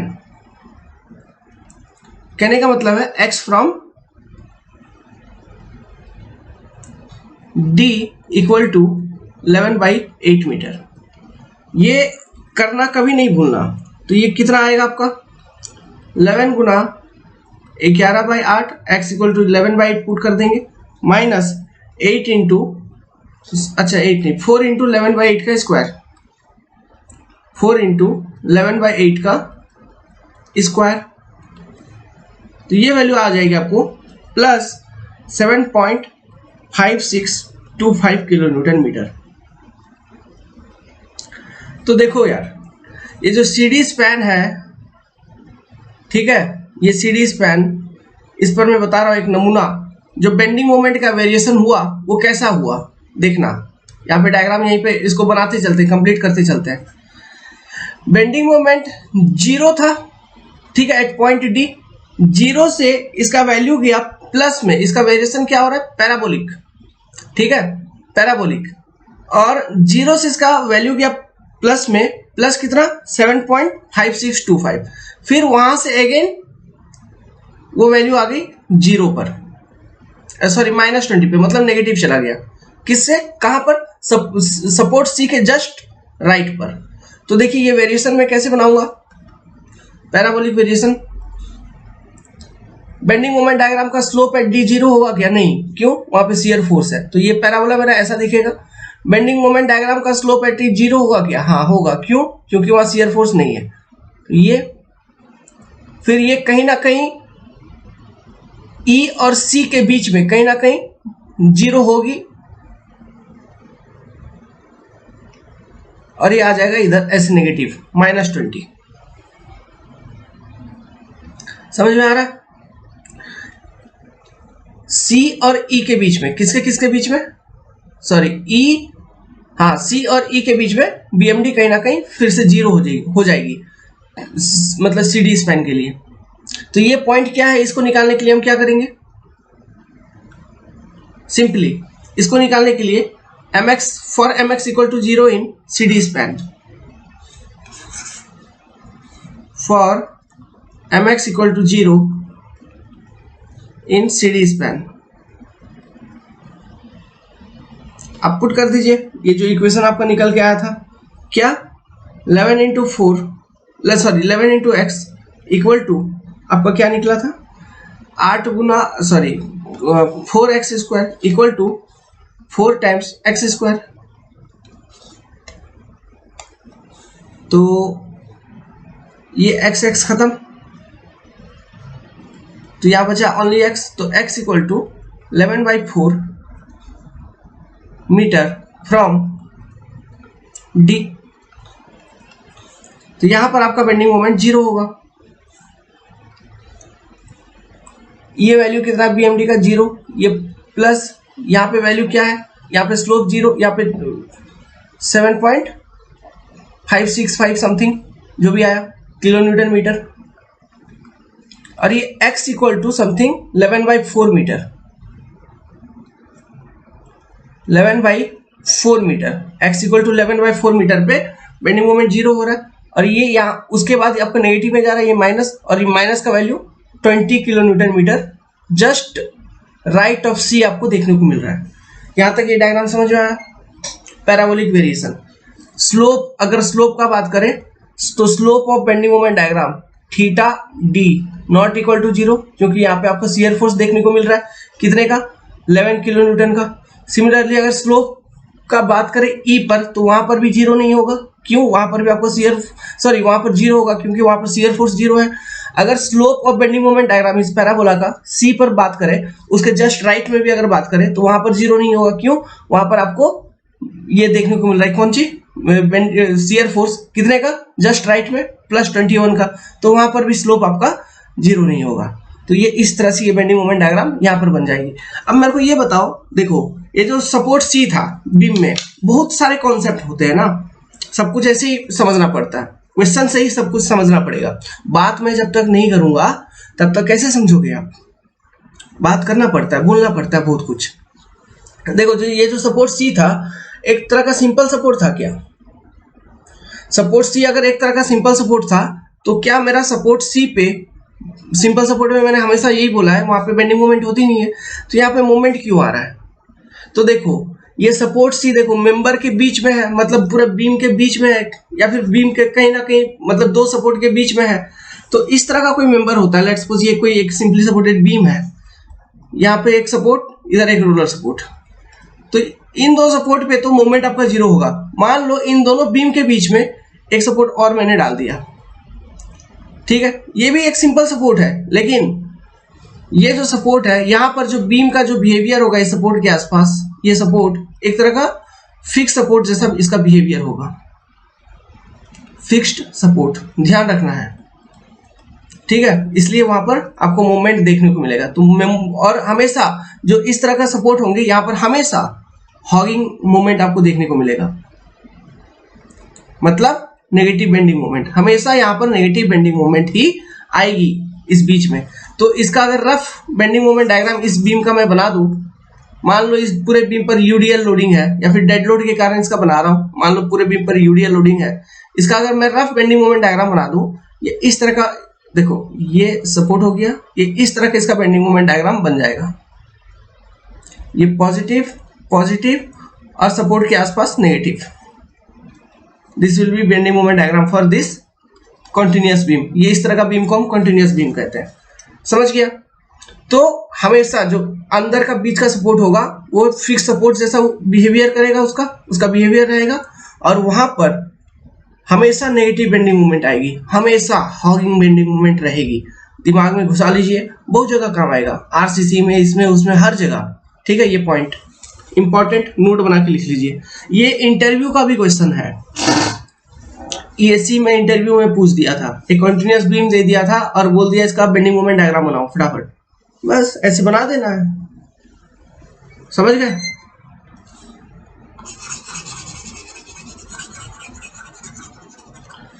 तो इसलिए यहाँ पे बेंडिंग मोमेंट आया है -20 का। ओके, आप क्वेश्चन पहले मेरे को पूछो, उससे पहले मैं आपको जवाब दे दिया। चलो, तो इस स्पैन के लिए खत्म हो गया। अब मैं आगे के स्पैन के लिए लिखता हूं, bending moment variation for CB span, x from, कहां लूंगा मैं, बी, अच्छा एक्स सीबी के लिए लिख रहा हूं ना, एक्स फ्रॉम सी लेना होगा क्योंकि मैं राइट टू लेफ्ट लिख रहा हूं, एक्स फ्रॉम सी।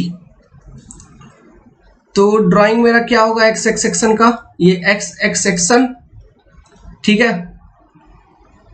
ये आपका यूडीएल लोडिंग, यहाँ पे एक सपोर्ट रिएक्शन, इधर भी एक सपोर्ट रिएक्शन, ये आरसी, ये आरडी, क्लियर है।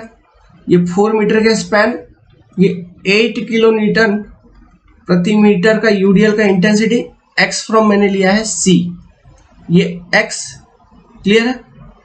चलिए इसका mx का इक्वेशन लिखते हैं यहाँ पे। तो mx इक्वल टू आरडी का इफेक्ट क्या है, सैगिंग, तो RD plus x, RD into lever arm 4 plus x, plus RC का भी इफेक्ट सैगिंग, तो आरसी एक्स, यूडीएल का इफेक्ट हॉगिंग, तो -8 into 4 total load into lever arm 2 plus x, lever arm क्या होगा 2 प्लस एक्स, समझ गया। कोई डाउट यहां पे, ठीक है। हम मोमेंट कैसे लिखते हैं, मतलब हर एक फोर्सेस का अपना अपना इफेक्ट लिख दिया। आरडी के कारण moment, RD into lever arm, lever arm कितना है 4 प्लस ये एक्स, आरसी के कारण movement, RC into lever arm, RC into lever arm कितना एक्स, यूडीएल के कारण तो यूडीएल का टोटल लोड 8 गुना 4 8 छुके 32। अब ये टोटल लोड कहां पर एक्ट कर रहा है, इस CD स्पैन जो है इसके सेंटर पे एक्ट कर रहा है, 2 मीटर पे एक्ट कर रहा है ना। यहां से 2 मीटर पे, सेंटर क्या है 4 मीटर के स्पैन है तो ये सेंटर 2 मीटर पे होगा, तो उसका लीवर आर्म क्या होगा इस टोटल लोड का, ये 32 किलो न्यूटन का, इसका लीवर आर्म होगा 2 + x, तो 32 × 2 + x, समझ गए। तो mx का इक्वेशन बस प्लस माइनस जो लिखा मैंने ये लोडिंग का इस x सेक्शन के अबाउट सैगिंग या हॉगिंग इफेक्ट को देखते हुए मैंने लिख दिया। तो ये वेरिएशन देखो बच्चों, ये वेरिएशन देखो, ये लीनियर है विथ रेस्पेक्ट टू x, ये वेरिएशन लीनियर है, समझ गए। अब इस सेक्शन में ओके, इस स्पैन में आपका जो एसएफडी का वेरिएशन था वो कांस्टेंट था, तो एसएफडी अगर कांस्टेंट तो हमेशा बीएमडी 1 डिग्री हायर होगा, तो बीएमडी देखिए लीनियर वेरिएशन आ रहा है। तो वैल्यू पुट कर देते हैं, सॉल्व कर लेते हैं, कितना कितना आएगा क्या आएगा देख लेते हैं। तो आरडी का वैल्यू मेरा कितना था, आरडी का वैल्यू था 11, तो 11 × 4 + x, और आरसी का वैल्यू था मेरा 32 या 31 × x माइनस 32 × 2 + x, यही चीज है, ठीक है। ये हो गया mx।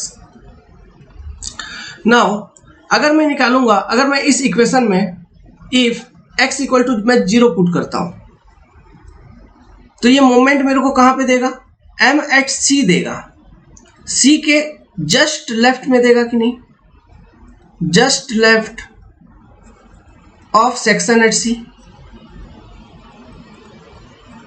Of section at C, ठीक है, क्योंकि जस्ट राइट वाला तो इससे पहले वाला स्पैन के लिए जो लिखे थे उसमें से मिल गया, सी के जस्ट राइट में। अब इस वाले इक्वेशन में मेरे को सी के जस्ट लेफ्ट में मिलेगा, अगर x = 0 पुट कर दूंगा तो सी के जस्ट लेफ्ट में मिल जाएगा। तो x = 0 पुट करके देखिए mc कितना निकलता है, mc just right, sorry just left, x = 0, तो ये वैल्यू निकल जाएगा आपका -20 किलो न्यूटन मीटर, जो था उतना ही है ना। तो ये उस सपोर्ट का इक्विलिब्रियम भी सेटिस्फाई हो रहा है। नाउ x = अगर मैं 2 मीटर पुट कर दूंगा, 2 मीटर, तो मेरा क्या निकलेगा, मोमेंट एट b, है ना, मतलब एट हिंज पॉइंट जहां पे इंटरनल हिंज है वहां पे निकलेगा। x = अगर मैं 2 मीटर पुट करूंगा तो निकालिए mb = कितना आएगा, इसी इक्वेशन में पुट करो x = 2 मीटर, तो mb का वैल्यू आ जाएगा 0, mb का वैल्यू क्या आ जाएगा 0। तो देखो इसमें एक तो वेरिएशन है लीनियर, और कहां से कहां तक, -20 से लेके 0 पे जा रहा है। तो इसका डायग्राम हम बना लेते हैं, चलिए फटाफट डायग्राम बनाते चलते हैं। तो देखो ये b है, तो -20 से 0, तो आपका जो डायग्राम होगा ये कैसा होगा, लीनियर वेरिएशन, मतलब ये स्ट्रेट लाइन है, ये कोई कर्व नहीं है, पैराबोला नहीं है, ये स्ट्रेट लाइन है, ध्यान रखना।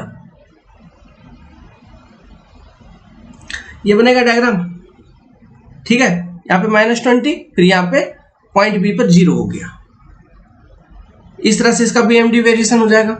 अब हम लिख लेते हैं बीएमडी फॉर, मतलब कौन सा स्पैन के लिए, ए बी स्पैन के लिए।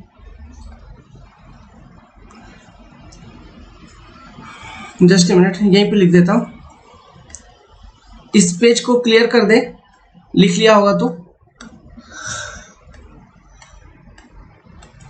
Bending moment for A B span, x में कहां से लूंगा, x फ्रॉम b, डायग्राम बना देता हूं। तो ये हो गया आपका सबसे पहले आरडी, ये आरसी, ये 4 मीटर का स्पैन, यूडीएल 8 किलो न्यूटन प्रति मीटर का, ये 2 मीटर का स्पैन, ये इंटरनल हिंज, ये पॉइंट बी, यहाँ पे ट्रायंगुलर लोडिंग एक्स फ्रॉम आपने कहाँ से सेलेक्ट किया है, बी, तो ये एक्स, ये आपका एक्स एक्स सेक्शन, और एक्स एक्स सेक्शन पे ये जो यूवीएल है इसका जो ऑर्डिनेट होगा, लोडिंग ऑर्डिनेट, इसको मैं कहता हूँ वाई, जिसकी वैल्यू होगी 1.5x। सिमिलर ट्रायंगल के कॉन्सेप्ट को यूज करके मैंने इस चीज को पहले ही निकाल लिया, बताया था जब शियर फोर्स निकाल रहा था, सेम चीज है। तो यहाँ पे मेरे को मोमेंट का इफेक्ट लिखना है। तो देखो mx का इक्वेशन मेरा क्या होगा,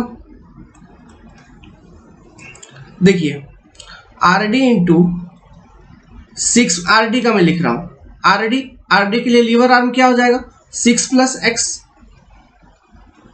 प्लस rc इंटू, rc का लीवर आर्म, ये प्लस में क्यों, rd का इफेक्ट एक्स एक्स सेक्शन के अबाउट किस तरह से rd रोटेट करेगा, ये एक्स एक्स सेक्शन है, यहाँ पे rd है, तो ये ऐसे, मतलब top compression bottom tension sagging. इसी तरह से rc का भी इफेक्ट है, समझ रहे हैं, टॉप कंप्रेशन बॉटम टेंशन। लेकिन यूडीएल का इफेक्ट इस तरह से, यूडीएल रोटेट कर रहा है, मतलब टॉप टेंशन बॉटम कंप्रेशन, मतलब हॉगिंग नेगेटिव। यूवीएल का भी इफेक्ट यही। फिर ये जो पॉइंट लोड है 6 किलो न्यूटन का बी पर, वो भी हॉगिंग इफेक्ट दे रहा है, ठीक है। तो आरसी इंटू, आरसी का लीवर आर्म क्या होगा लोडिंग के लिए, आरसी का लीवर आर्म हो जाएगा 2 प्लस एक्स। अब यूडीएल का तो माइनस 8 इंटू 4 टोटल यूडीएल, ठीक है। इसका लीवर आर्म क्या हो जाएगा, इंटू, देखिए 2 प्लस 2 प्लस एक्स, ये हो जाएगा इसका लीवर आर्म। अब ये 6 किलो न्यूटन पॉइंट लोड का माइनस 6 इंटू एक्स, फिर ये जो यूवीएल है इसका तो माइनस यूवीएल का टोटल एरिया, सबसे पहले मतलब टोटल लोड, टोटल एरिया कितना 1/2 इंटू बी इंटू एक्स, मतलब एक्स इंटू वाई, तो एक्स वाई का वैल्यू 1.5x है, तो 1/2 इंटू 1.5 एक्स इंटू एक्स में लिख दिया, ये टोटल लोड हो गया। ये कहाँ पे एक्ट कर रहा है, उसके सीजी पर, ये टोटल लोड इस ट्रायंगुलर एरिया के सीजी पर एक्ट कर रहा है, ये सीजी, दिस इज सीजी। तो इसका लीवर आर्म क्या हो जाएगा, देखिए बेस से ये x/3 इसका लीवर आर्म हो जाएगा, x/3, तो इंटू x/3। अब देखो, तो इस टोटल इक्वेशन को, पूरे इक्वेशन को मैं लिखता हूं सिंप्लीफाइड फॉर्म में।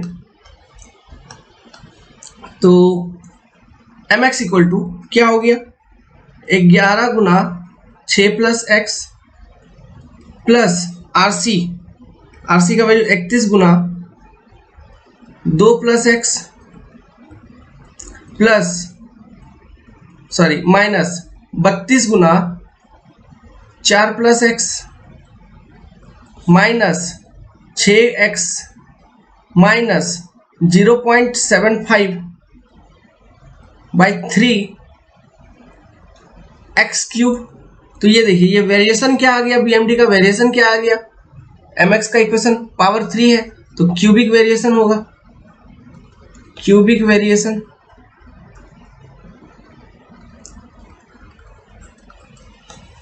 देखो कितना बड़ा बड़ा इक्वेशन लिखना पड़ रहा है, ईएससी का कन्वेंशनल पेपर है, ऐसे ही सॉल्व करना पड़ता है, ठीक है। तो बस, लेकिन हाँ, इसको एसएफडी बीएमडी जब हम बता रहे हैं यहाँ पे, तो इससे आपका बहुत तरह का डर भय क्लियर होगा। कैसे हम मोमेंट का इक्वेशन लिखते हैं किसी भी स्पैन के लिए एक्स एक्स सेक्शन पे, है ना।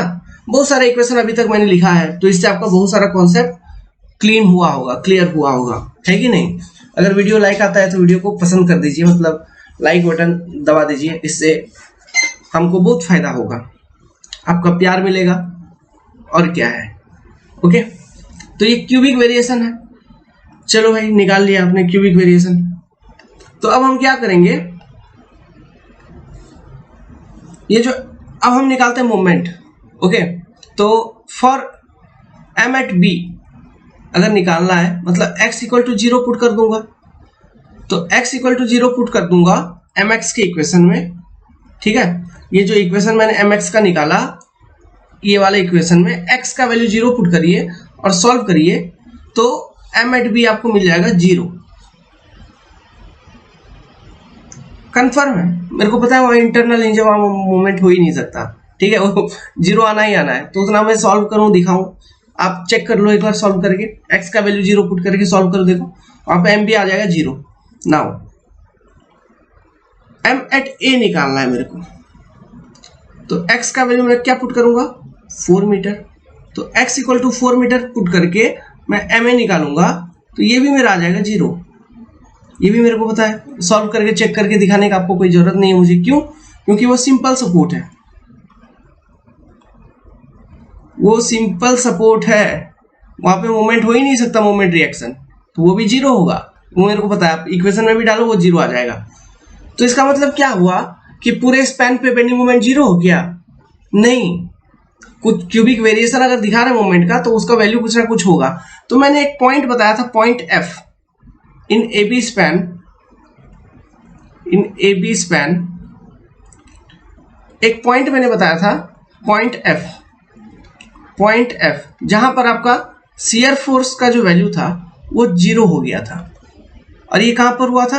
Eight x equal to 4/√3 metre from B, है ना, मतलब 2.3 मीटर फ्रॉम B,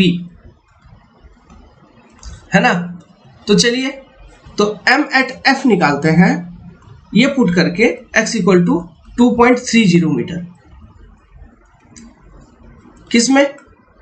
इस वाले mx का इक्वेशन में, ये जो mx का इक्वेशन मैंने लिखा है इसमें, तो पुट किया 2.30 और मैं निकाल रहा हूं, तो निकालूंगा तो क्या होगा, तो देखो इक्वेशन क्या हो जाएगा, 11 गुना 6 प्लस 2.30 प्लस 31 गुना 2 प्लस 2.30 मतलब 4.30 माइनस 0.5 इंटू 1.5 इंटू 2.30 का क्यूब बाई 3, फिर minus 32 into 6.30 minus 6 into 2.30, put करो, सॉल्व करो। देखो ये mf का वैल्यू आपको पॉजिटिव में आ जाएगा, which will be equal to plus 6.158 kilo newton metre. समझ गया? मतलब ए बी स्पैन में आपका बेंडिंग मोमेंट है और उसका वेरिएशन क्या है, सैगिंग, ठीक है। और उसका maximum value A B span में बेंडिंग मोमेंट का कितना मिल रहा है, 6.158 किलो न्यूटन मीटर। तो चलिए इसका वेरिएशन, इसका डायग्राम बना लेते हैं यहाँ पे बीएमडी में। तो देखो इसका बीएमडी कैसा होगा, क्यूबिक। अब क्यूबिक है तो देखो सबसे पहले मेरे को ये बताओ, जो स्लोप अगर मैं बात करूंगा, क्या बीएमडी का स्लोप एट ए और स्लोप एट बी जीरो होगा? नहीं। क्यों? ए पर भी कुछ शियर फोर्स आपको दिख रहा है बीएमडी का, और बी पर भी आपको शियर फोर्स दिख रहा है बीएमडी में, सॉरी मतलब एसएफडी में, ठीक है। अगर शियर फोर्स दिख रहा है तो दोनों ही जगह पे स्लोप आपका जीरो नहीं होगा। तो स्लोप जीरो कहां पे होगा, पॉइंट एफ पे। क्यों? वहां पे शियर फोर्स जीरो था। तो जो आपका क्यूबिक वेरिएशन आया, तो ये क्या इस तरह से मैं दिखा दूंगा, और ये मैक्सिमम मैग्नीट्यूड ये कितना आ गया था इसका, 6.158 किलो न्यूटन मीटर, और ये सैगिंग बेंडिंग मोमेंट। तो ये हो गया इसका बीएमडी, ठीक है। अब इसमें कुछ कुछ लिख दीजिए। क्या लिख देंगे, चलिए मैं बताता हूं क्या लिख देंगे। हम पहले एसएफडी में मैं लिखता हूं। देखो ए बी स्पैन में जो बेंडिंग जो शियर फोर्स का वेरिएशन है, it is 2 degree, 2 degree curve. Bending moment diagram में जो वेरिएशन है, इट इज 3 डिग्री। इसमें कांस्टेंट, ये लीनियर, और ये यहां पे एसएफडी में ये वेरिएशन है लीनियर, और ये वेरिएशन है पैराबोलिक, मीन्स 2 डिग्री या फिर पैराबोलिक। सारा डिटेल्स लिख दिया एसएफडी बीएमडी का। अब और क्या लिखेंगे यहाँ पे, अब क्या समझ सकते हैं इन डायग्राम से। देखो बी से लेके सी, बीसी स्पैन में शियर फोर्स देखो आपका कांस्टेंट है क्या, बीसी स्पैन में शियर फोर्स कांस्टेंट है 10 किलो न्यूटन का। तो बीसी स्पैन को हम शियर स्पैन कहेंगे। इसमें अगर पूछ दिया इस एसएफडी में कि what is shear span, okay, A B B C C D, कौन सा, BC, it is shear span, क्योंकि यहाँ पे आपको एक कांस्टेंट बीएमडी देखने को मिल रहा है। ठीक है, ये सैगिंग, ये नेगेटिव। अब आपसे पूछेगा कि बीएमडी में अगर बात करूं कि maximum shear force, sorry BMD में maximum bending moment sagging, maximum bending moment sagging कहां पर है और उसका मैग्नीट्यूड क्या है, मतलब पॉजिटिव बेंडिंग मोमेंट मैक्सिमम कहां पर है, सीडी स्पैन में है क्या, और उसका मैग्नीट्यूड क्या है, 7.565 किलोन्यूटन मीटर। अभी आपसे पूछेगा maximum bending moment hogging, maximum bending moment hogging पूछेगा तो कहां पर है, at support C, at support C, और उसका वैल्यू कितना है 20 किलोन्यूटन प्रति मीटर। सैगिंग में पूछेगा तो 7.65 वाला, हॉगिंग में पूछेगा तो 20 किलोमीटर प्रति मीटर। अभी आपसे पूछेगा कि maximum bending moment, sagging hugging से बात नहीं कर रही है, केवल पूछ दिया कि मैक्सिमम बेंडिंग मोमेंट कितना है इस बीम में, तो आंसर क्या होगा 20 किलोमीटर प्रति मीटर। ठीक है, अब आरसीसी के लिए अगर हम डिजाइन करेंगे, किसके लिए, आरसीसी में, तो इस तरह का अगर लोडिंग है बीम के ऊपर और इस बीम को हमको आरसीसी के लिए डिजाइन करना है, तो मेरा डिजाइन मोमेंट क्या होगा, तो जनरली जो मैक्सिमम बेंडिंग मोमेंट होता है उसी को हम डिजाइन मोमेंट कंसिडर कर लेते हैं। तो ये मेरा 20 किलोमीटर प्रति मीटर मेरा डिजाइन मोमेंट हो जाएगा। लेकिन मेरे को अगर clear cut SFD BMD variation उसका पता है बीम का, जैसे मैंने यहाँ पे बना के दिखा दिया, और इसी बीम को मेरे को बनाना है आरसीसी को यूज करके, तो मेरे को पता है यहाँ से लेके यहाँ तक में इस तरह का बेंडिंग मोमेंट वेरिएशन है ना, तो मैं हर एक स्पैन के लिए अलग अलग डिजाइन करूंगा बीम का। तो देखो इससे क्या होगा, क्रॉस सेक्शन में चेंजेस आएंगे, ओके, क्रॉस सेक्शन में चेंजेस आएंगे, तो बीम आपका क्या होगा, कहीं पर ज्यादा मोटा, कहीं पर ज्यादा पतला, फिर मोटा पतला, इस तरह का बीम हो जाएगा। एक यूनिफॉर्म क्रॉस सेक्शन का बीम आपको नहीं मिलेगा। जब आप डिजाइन करके निकालोगे तो यही होगा, डेप्थ वगैरह चेंज होगी, उसका रिइंफोर्समेंट वगैरह चेंज होगा ही होगा। तो इसलिए हम एक यूनिफॉर्म डिजाइन मोमेंट को कंसीडर कर लेते हैं, और जनरली वो जो मैक्सिमम वैल्यू होता है हम उसी को कंसीडर करके पूरे बीम को डिजाइन कर देते हैं। कोई बात नहीं, होने दो, कभी ना कभी तो काम आएगा। ओके, बस यही चीज है, तो इस चीज को ध्यान रखिएगा। और एसएफडी बीएमडी वेरिएशन बनाने का यही सब मतलब होता है, लोड एनालिसिस है, इससे हमको वेरिएशन पता चलती है, मेंबर किस तरह से कहाँ कैसे फेल हो सकता है। ओके, जब उसका हम मटेरियल स्ट्रेंथ से कंपेयर करेंगे तो हमको वो पता चलेगा। तो इसलिए हमको ये लोड वेरिएशंस वगैरह सब कुछ पढ़ना पड़ता है सोम में, स्ट्रक्चर में, यही होता है एनालिसिस, लोड एनालिसिस। ठीक है, और इनको यूज करके हम स्टील या फिर आरसीसी में अप्लाई करते हैं इन सब चीजों को, और इन्हीं सब चीजों के लिए मेंबर्स को हम डिजाइन करते हैं। डिफरेंट लोड्स हम पढ़ेंगे, एक्सियल लोड का इफेक्ट देखे, स्ट्रेस स्ट्रेन देखे, शियर फोर्स का देख रहे हैं, शियर स्ट्रेस बेंडिंग स्ट्रेस देखेंगे, टॉर्सन देखें, है ना, सर्विसिबिलिटी में डिफ्लेक्शन देखें। तो इन्हीं सब चीजों के लिए हम स्ट्रक्चर को डिजाइन भी करते हैं। क्लियर है? तो ये बन गया एसएफडी बीएमडी इस बीम का। आगे और खतरनाक चीज पढ़ेंगे, और भी बहुत सारा बताऊंगा, मतलब जितने भी कन्वेंशनल है सब कन्वेंशनल सॉल्व करवा दूंगा किसी भी और कॉन्सेप्ट के साथ, जैसा इधर बताया इक्वेशन लिख के बहुत तरह का चीज बताऊंगा, कहीं पर भी कोई कंफ्यूजन नहीं होना है ना। मैं चाहता हूं कि तुम टॉप करो एग्जाम में, टॉप नहीं भी करो वो अलग चीज है, एग्जाम क्लियर करो कम से कम। और उसके लिए हर एक साल मत पढ़ो कि 3 साल 4 साल हम प्रिपरेशन कर रहे हैं। एक डेढ़ साल किसी भी एग्जाम के लिए प्रिपेयर करने में टाइम लगता है। 1-1.5 साल का प्रिपरेशन किया, उसका रिवीजन करते रहा, एग्जाम देते रहा, निकल जाएगा। ठीक है, तो ऐसा नहीं है कि मतलब हर एक साल अब नया कोचिंग ज्वाइन कर रहे हैं, पढ़ रहे हैं, कोई जरूरत नहीं है, वेस्ट ऑफ टाइम कुछ नहीं होगा।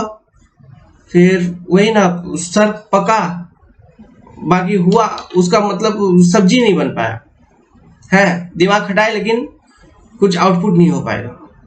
एक जगह कॉन्स्टेंटली मेहनत करते रहो, निकलेगा। क्लियर है? Good luck. आप हमारा कोचिंग का एंड्रॉयड एप्लीकेशन डाउनलोड कर लीजिए जो कि प्ले स्टोर पे अवेलेबल है कॉन्सेप्ट डिकोडर के नाम से। और किसी भी तरह का डाउट आता है तो आप हमको कांटेक्ट कर सकते हैं 7008-420-353 पर। हमारा फुल सिविल इंजीनियरिंग कोर्स में आप एनरोल कर सकते हैं। एनरोल करने के लिए हमको कांटेक्ट करिए इसी कांटेक्ट नंबर पे। एनरोलमेंट फी काफ़ी कम है, 30,000 50,000 नहीं है, वेरी चीप लो रेट RS 3,000 रुपीज ओनली। इसमें कभी कभी बदलाव होता है, कभी कभी आपको कॉस्ट हो जाएगी RS 5,000 तक भी पड़ सकता है। ओके, सो अभी फिलहाल ऑफर चल रहा है, so you can enrol at this price, limited time offer है। Good luck, have a nice day, see you all.